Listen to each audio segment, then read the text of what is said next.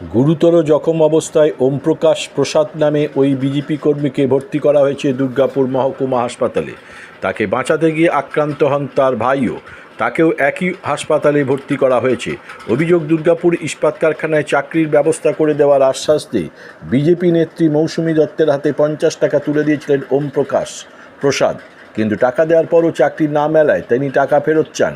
সেই সময়ই তাকে মারধর করা হয় বলে অভিযোগ। ওমপ্রকাশের দাবি, মৌসুমী দত্তের উপস্থিতিতে তার অনুগামীরাই এই হামলা চালায়। যদিও এই অভিযোগ নিয়ে কোনো প্রতিক্রিয়া দিতে রাজি হননি বিজেপি নেত্রী মৌসুমী দত্ত। ঘটনার পর দুর্গাপুর থানায় মৌসুমী দত্ত ও তার ঘনিষ্ঠদের বিরুদ্ধে লিখিত অভিযোগ দায়ের করা হয়েছে। অভিযোগকারী জানিয়েছেন বিষয়টি দলের নেতৃত্বকেও জানানো হয়েছে। অন্যদিকে বিজেপি নেতা সুমন্ত মণ্ডলের দাবি, এই ঘটনার সঙ্গে দলের কোনো সম্পর্ক নেই। একই সঙ্গে তিনি অভিযোগের আঙুল তুলছেন স্থানীয় কয়েকজন বিজেপি কর্মীর দিকেই। এই ঘটনাকে কেন্দ্র করে দুর্গাপুরে উত্তেজনা ছড়িয়েছে। অভিযোগের ভিত্তিতে আইন অনুযায়ী পুলিশ ব্যবস্থা নেবে বলে জানিয়েছে বিজেপি নেতৃত্ব। পুলিশ ঘটনার তদন্ত শুরু করেছে। এখন দেখা যাক কত দ্রুত গ্রেপ্তার হয় অভিযুক্ত আর অভিযোগকারীর স্বস্তি অর্থাৎ টাকা ফেরত পাওয়ার ব্যবস্থা করা হয়।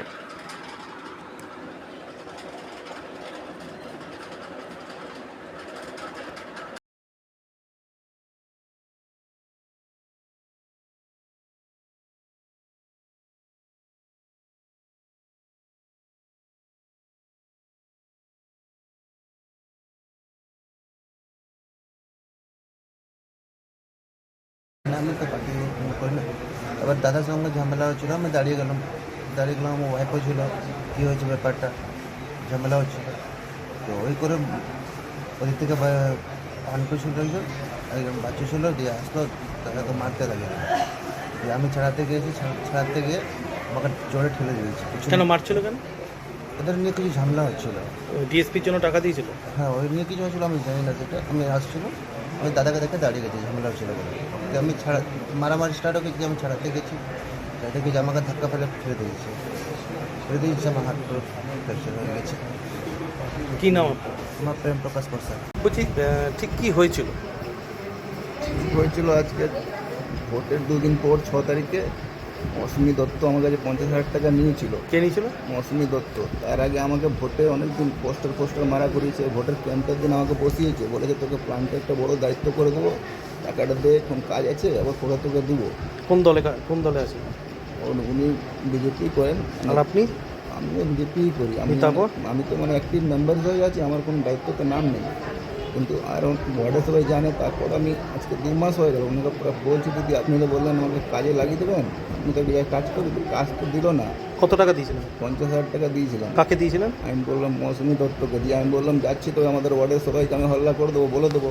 যখনই আমি এদেরকে ডেকে ওখানে বলতে যাচ্ছি, তার আগে ওরা দুমদাম করে মারতে শুরু করে দেয়। ঠিক আছে, যখন কথাটা হয়, তারপরে পান্টু, বাচ্চু, এরা পুরো মদ খেয়েছিল। ঠিক আছে, মৌসুমি গায়ে উঠে যাচ্ছে, আমি বলছি বৌদি তুমি সরে যাও। ওদের সাথে আমি মারতে যাচ্ছি, তখন মারতে দিচ্ছে না, দুমদাম করে আমার হাতটা ভেঙে দিল।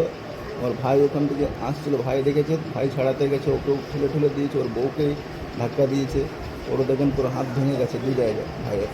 মানে টাকা ফেরত চাইতে গিয়ে ঝামেলা? টাকা ফেরত চাইতে গিয়ে আমি বললাম কি, আমি ওয়ার্ডে যারা দায়িত্ব আছে সবাইকে আমি বলে দিচ্ছি, তুমি টাকা নিয়ে আমরা এটা দিচ্ছ না, প্লাস তো ওটা নিয়ে দাওয়াবার জন্য আমাকে ভাবছে তুই এখান থেকে থাকতে দেবো না, নেক্সট কাউন্সিলর আমি আছি, তুই দোগলার বাচ্চা আছি, তরুণ করে পুরো ওখানে সবাইকে বলছে।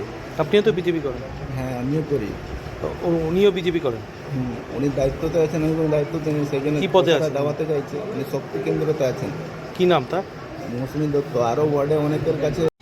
ভারতীয় জনতা পার্টির কোনো নেতা নেত্রীরা এরকম ঘটনা ঘটাতে পারে না। পুলিশ নিজের কাজ নিজে করবে এবং সঠিক কাজ করবে, কিন্তু যদি তদন্ত করে দেখা যায়, দেখবেন 4 তারিখের পরে যারা এসছে তারাই এই সব কাজ করে বেড়াচ্ছে এবং বিভিন্নভাবে বদনাম করার দলকে চেষ্টা করছে। কিন্তু আমরা পরিষ্কারভাবে প্রশাসনকে জানাবো যে আপনারা সঠিক তদন্ত করে আসল সত্যটা বার করুন।